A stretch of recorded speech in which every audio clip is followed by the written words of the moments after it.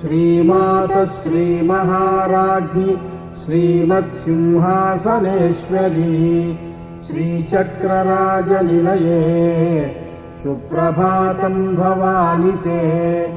श्रीमातः श्रीमहाराज्ञी श्रीमत्सिंहासनेश्वरी श्रीचक्रराजनिलये सुप्रभातं भवानि ते। उत्तिष्ठ जगतां मातः पूर्वा सन्ध्या प्रवर्तते भुवनावनकार्याय